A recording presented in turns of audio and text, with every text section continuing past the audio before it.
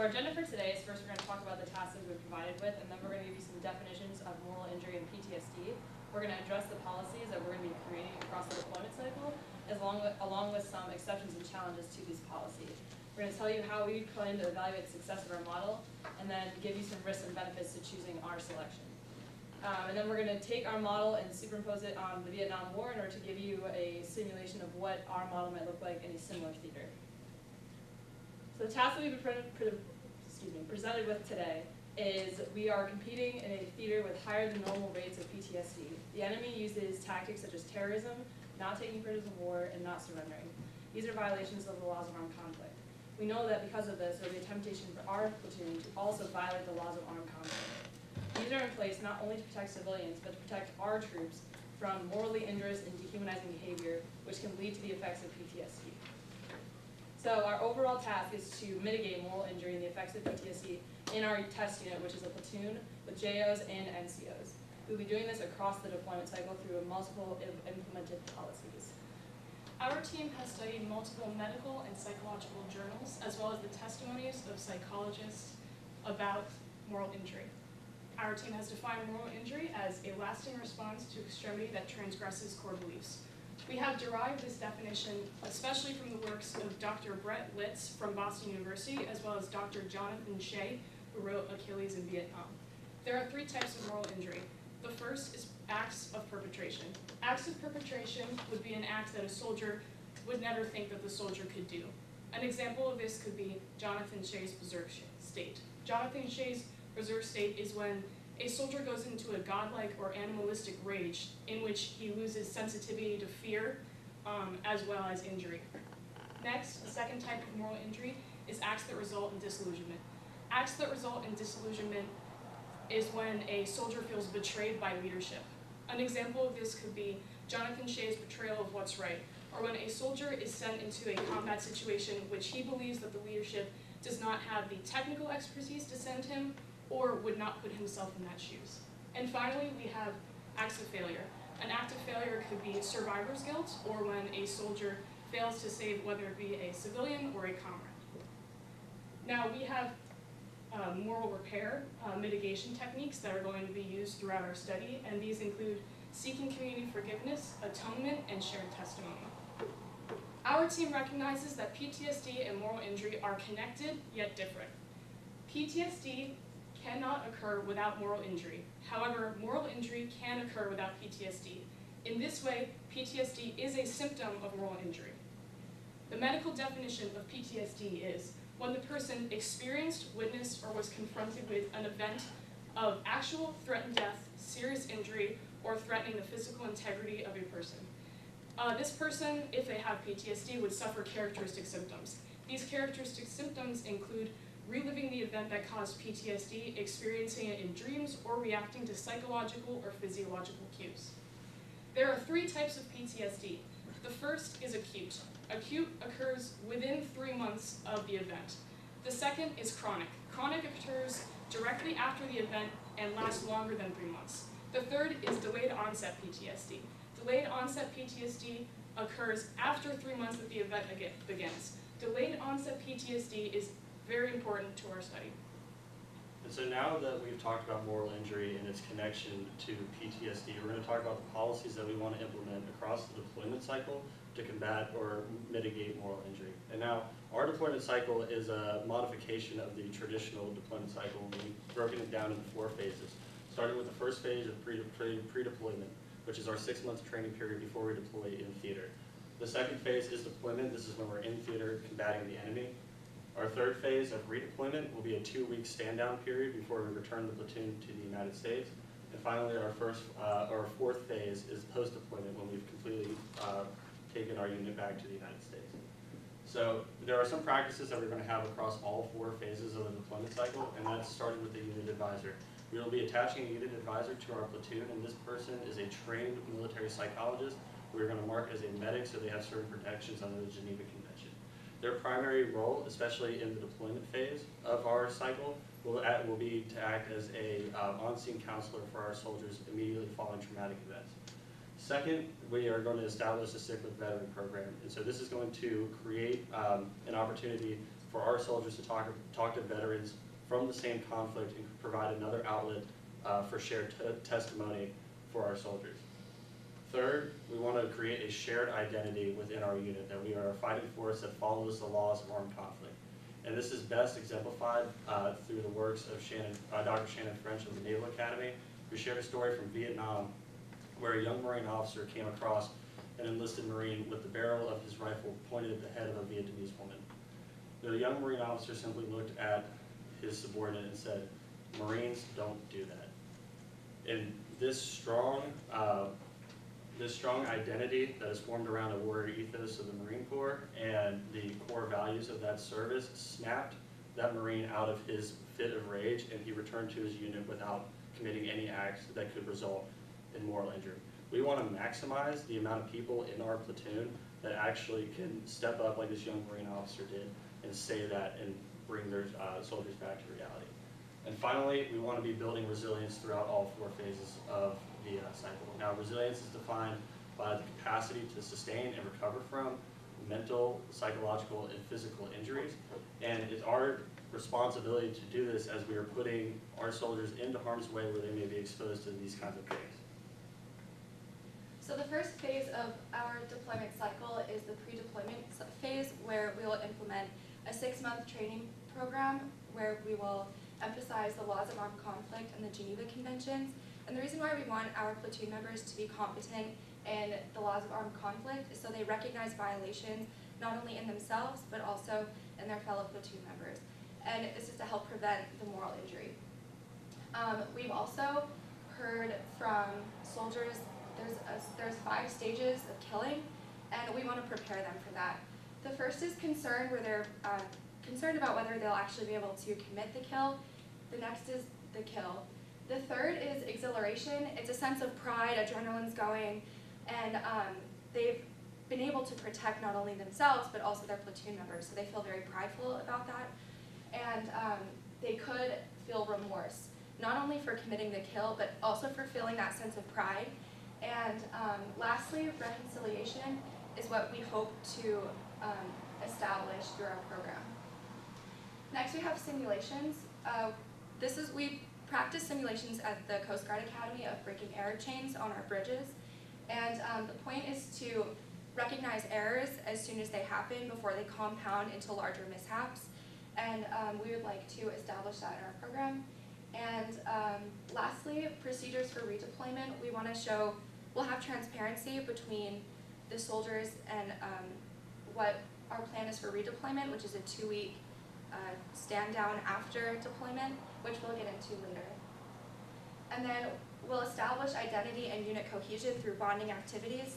And instead of just telling our platoon members what their identity is, we want them to foster it and experience it for themselves through different types of activities outside of training.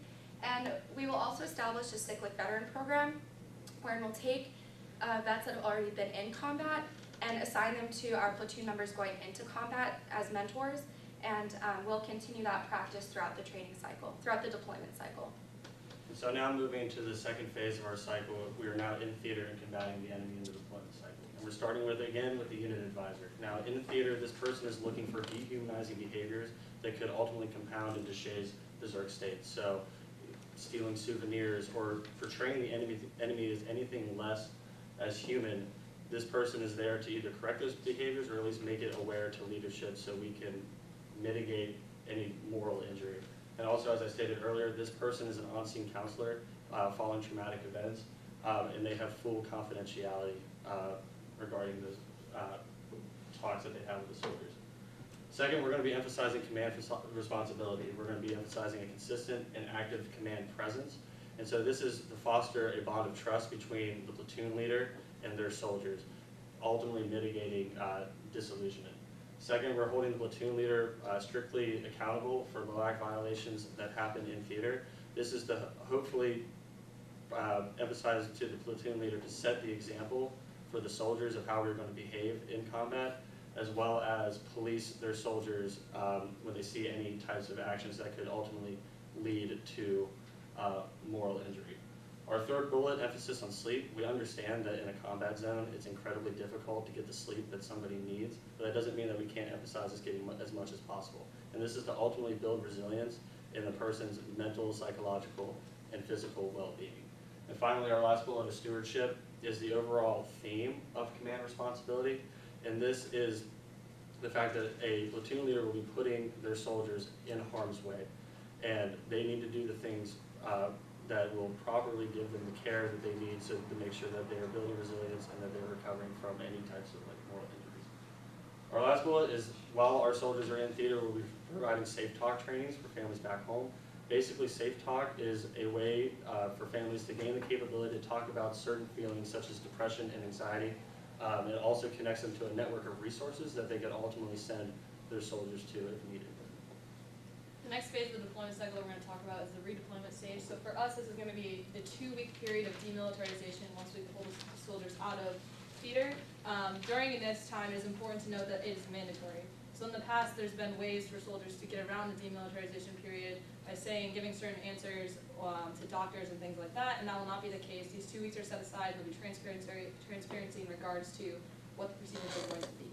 So during this period, we're going to have a choice of outlets, but they will be mandatory, of journaling, group therapy, and other activities approved by psychologists. There will also be mandatory meetings with psychologists and counselors to assess how our platoon is handling the experiences that they have in theater and provide them care. And chaplains will also be available for those that it is applicable to. In addition to this, we will continue the group bonding activities because we know that we need to give our soldiers space to share testimony in order to morally recover. And the exhilaration stage is initially only shared with other veterans. And so to have moral repair, we need to make space for that. Next, we're going to reconnect with our established veteran mentors, which we have already connected to our platoon, and help them foster the transition back into civilian life. And then there will also be frequent interactions with command. And this is important because command showing their faces to our platoon during their redeployment stage shows that it is important that our soldiers should invest time in their care because command is there and supporting them. So the next stage is post-deployment, and this is a 2-week stand down after the redeployment, and this will be in the States. And during these 2 weeks, we'll provide trained civilian listener programs with counselors, chaplains, psychologists, where our vets will be able to share their testimony. And Dr. Nancy Sherman of Georgetown University says that this is one of the most effective pathways to moral repair. So they'll be participating in that at least twice a week, on top of bonding events for their platoon at least once a week in order to maintain that shared sense of identity that they have. Next, upon clearance from a psychologist, those that have just come out of theater will return as mentors for our platoon going into theater. And they will also do mandatory community service, wherein we want to reestablish that sense of normal and reconnect them with the community and really establish a sense of atonement there. And then it's important to note that services will remain available after the stand down, so they have longer if they want to than the first 2 weeks, and they can go back to base if they feel. And then, so supervisors will be asked to touch base with our platoon members just to get feedback on the program and monitor their progress through our program. So some exceptions and challenges. We do have some common challenges. One of them is stop loss, which is an involuntary extension of service. So as opposed to our platoon members coming out of theater and getting the redeployment and post-deployment moral repair training that they need, they'll be going directly back into theater, and so they'll have these. They might have these moral injuries that might be exacerbated in combat, and then also we'll be dealing with short notice deployments. And someone in my life was in the National Guard, and he had a short notice deployment, and he wouldn't have been able to reap the benefits of our program, particularly the first 6 months, if he had been able to, if he hadn't been affected by short notice deployment. And then we also, we want to place an emphasis on adequate sleep, like my colleague said, particularly the stigma of military members. They're expected to perform better with less sleep. And we want to really place an emphasis on getting enough of it. But another problem is that we don't have sufficient knowledge on how much sleep they actually need. So we'll just place an emphasis on it, like to get it when they can. An overarching common challenge that we're going to experience is that while the deployment cycle looks very linear and very intuitive to us, the healing process does not. So there are a lot of places where our soldiers could fall into the trap of being re-injured morally, and this is something that we plan to mitigate through the mechanisms that we have implemented to keep soldiers moving along the path to healing. Our team understands that we must evaluate whether or not PTSD rates have decreased. We are going to do this through two mediums. The first is through psychologists. We are going to ask if the characteristics of PTSD have occurred in our platoon, and we are also going to ask if the implemented policy helped in comparison to the Deployment Health Assessment Program, which is the old policy. Next, we are going to seek feedback from our platoon. In particular, we're going to seek feedback 1 year later in order to account for the delayed onset PTSD. So our team also understands that there are risks and benefits to our program. The first is that there are unintended consequences to the mission. The second is that there are more people that we must protect as unit advisors would be sent into combat. The third is that platoon buy-in would be fantastic for our program, however, it is not guaranteed. Finally, for unknown variables and resources, unknown variables would be whether or not the platoon has already been morally injured, and resources would be we need to petition to Congress in order to train the unit advisors as well as garner more resources that we need. Some benefits are for care optimization, especially in comparison to the Deployment Health Assessment Program. They have commander's intent, which means that a commander might say, we don't have time to do this program. However, as ours is mandatory, it would optimize it. Next, we would be emphasizing camaraderie or spirit de corps, which would create a stronger team. We would be raising awareness about PTSD and moral injury, and by raising awareness, we would be decreasing the stigma of getting help. Emotional intelligence leads to a direct increase of resiliency, and resiliency is important for redeployment. And finally, we would be honoring our pact with the American people, not only to bring our soldiers back physically safe, but also mentally safe. And so finally, we applied our policies to the Vietnam War to see how we could have mitigated some moral injury that occurred during that conflict. And through our research, we noticed that policies that were placed in place at the time did not allow officers to fulfill their fiduciary responsibilities to their subordinates. For instance, in Vietnam, officers did not have the same deployment cycle as their platoon, and oftentimes were pulled out before their platoon completed their deployment. This did not allow time to build those relationships of trust, and ultimately led to disillusionment and a betrayal of what is right. Also, there was no demobilization period during this time. Soldiers were sent back to the United States straight from Vietnam with no mental health evaluation, leading to no moral repair. And finally, at the time, mental health was not part of the discussion because there was insufficient knowledge. And so when soldiers returned home, they did not receive the mental health treatment that they deserved. So now applying our policies, our platoon leader is a part of the platoon from pre-deployment all the way through post-deployment. And this gives the person time to create those bonds of trust with their soldiers and ultimately mitigate disillusionment. We also have time now to create a sense of unit identity, that we are a fighting force that obeys the laws of armed conflict, and we will not behave like the enemy in theater.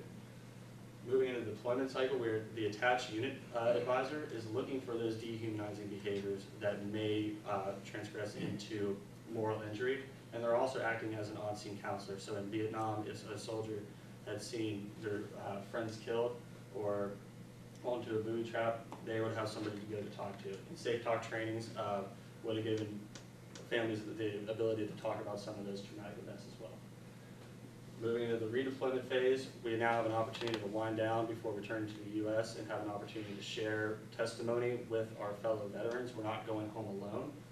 And in post-deployment, soldiers are receiving the mental health treatment that they deserve, as well as community outreach programs that close the civilian-military gap, connects them with people who appreciate their service, and ultimately makes it easier to transition back into normal life.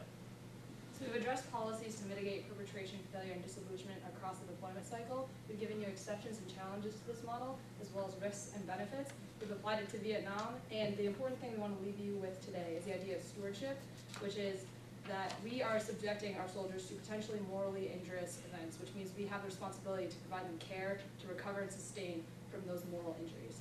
Thank you. Awesome, so we'll roll into the 10-minute question and answer period. Okay, thanks. Okay, 2 questions, and you've already touched on it pretty well, but there's a great quote by Redeployment from about 140 BC that says, you know, out of 100 people, 10 shouldn't be there, 80 are targets, 9 do the fighting, 1's the warrior that takes them out and brings them back. How specifically would you address at the time of deployment your prevention for those 9 that are doing most and experiencing most of the fighting to keep them from moral fate? That's the first question.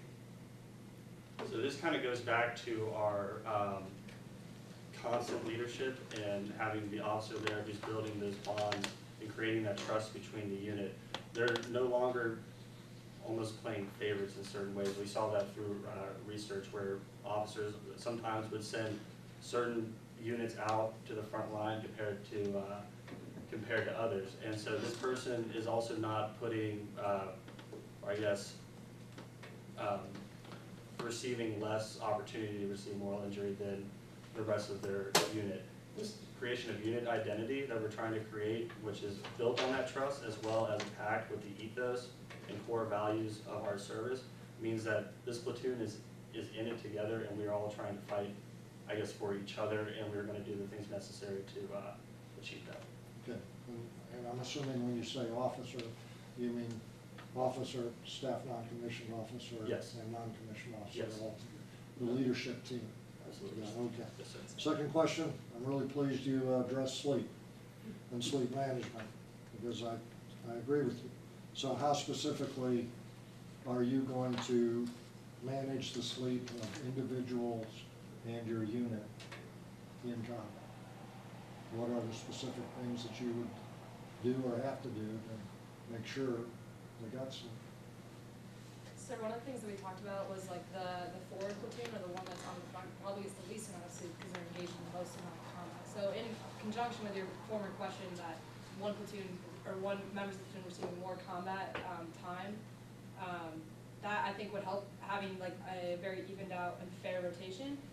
In addition to our platoon specifically, the sleep is something that is damaged, like your relationship to sleep, because of events that occur.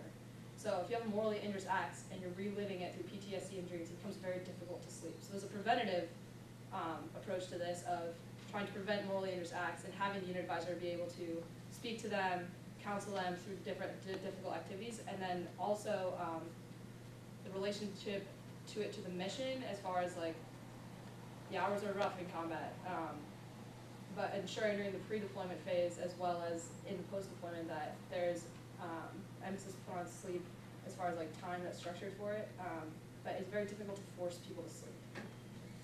At the end of the day, there is some personal responsibility there, but setting time aside for it is what command can do, and the language surrounding sleep in regards to stigma that command can do to help influence that behavior. I would just offer the thought it is also for your leadership team intrusive in your active leadership, particularly when you're back. You've rotated back. They don't stay all night playing video games. They don't stay in line waiting to call home. You actually ensure that they get to bed. Just a thought. Thank you, Peter. I understand you touched on the core values being practiced by leadership. From the aspect that I'm looking at, Coast Guard core values are, and where are they listed? Because honor, respect, and devotion to duty, I was looking for those. Did I miss them? But you did say core values practiced by leadership. So Naval Academy's got different core values. We're all essentially the same thing. So where did I miss those in the presentation? Because you did express it. So I think for the purposes of our presentation, we generalized it for any service to apply their core values to this model.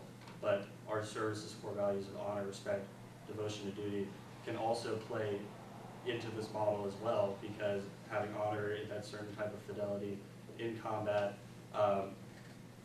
will can mitigate types of moral injury, respect for others can mitigate types of moral injury, and that devotion to duty, understanding that for our service that we are here to save lives and protect the homeland, can bring people out of certain feelings and extreme emotions such as rage or anxiety, depression, if those core values are truly ingrained and entrenched in your being. So we focus a lot on the relationship. So if that relationship supersedes what you're feeling in the moment, then that identity that we formed in the pre-deployment phase helps you through your deployment. I just, the unit advisor sounds like a really good idea and it works. And it also seems like you're treating everybody that goes through this as potentially going to have PTSD. You have all these re-entry programs to check on. Two things bother me about that. Can the Coast Guard afford it? Manpower, time, resources. And the other thing is, does the field commanding unit, do they lose some of their responsibility because there is a unit advisor there? What's the interaction there to make sure that not only the commanding officer, but the teammates, the whole group or squadron, are looking for those signs, that they're functioning, looking out for one another? This would like a little more on that. Why do you think that works? Yes, sir. So we saw that when we looked at this originally, we looked at the idea of having like a chaplain in that role, because that's kind of how chaplains operate. They permeate the chain of command without necessarily upsetting the balance of power. So it's not necessarily we're taking anything away from command responsibility. It is still our leadership team's job to ensure that there's no violations of the laws of armed conflict. But it is their job also, their first job, is to execute the mission. So they can't also be charged with the same first job of resiliency and care, because that's not what their primary duty is. So the unit advisor would have that primary duty of care and well-being. So having them as a confidential resource ensures that soldiers feel comfortable telling them whatever they have experienced. They can talk about any feelings that they're having, and they're not passive. They're not just receiving this information. There's ways that they can talk to command, and military psychologists are trained in how to do this and how to gently nudge leadership in a direction that assists in the well-being of the entire unit. But they're not necessarily upsetting that like they don't outrank the leader. They're still, the leadership team is still in charge. Well, I would say to you that the first rule of leadership, I would say, would be take care of your troops. And that will help you take care of the mission. Right? And so chaplains may be the wrong person to put in there. The image I got when you were describing this is the Russian commissar they put with every unit to make sure that all of the policies of the Communist Party. It's not a babysitter, Different role, Jed. Yeah, I know.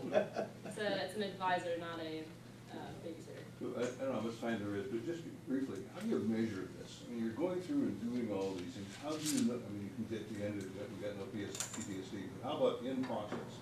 How do you measure the buy-in? How do you measure the effectiveness of the training? And what's the feedback process? You've got to go to OODA live going, and that's fine. That's a good way to do it. But if you don't get data, if you don't have a way of understanding, how do you know? Or So when I think about that question, I think about consumers. So who is the people that we're trying to benefit from this program? And it is the people that are being morally injured. And so I think that would be the first person that we should ask in regards to evaluation, is what they think of the program. how are you evaluating him or her? For PTSD? No, for the process of helping to prevent it, to see what's happening in combat, during the process of coming out of combat and after you get home. The whole process in there.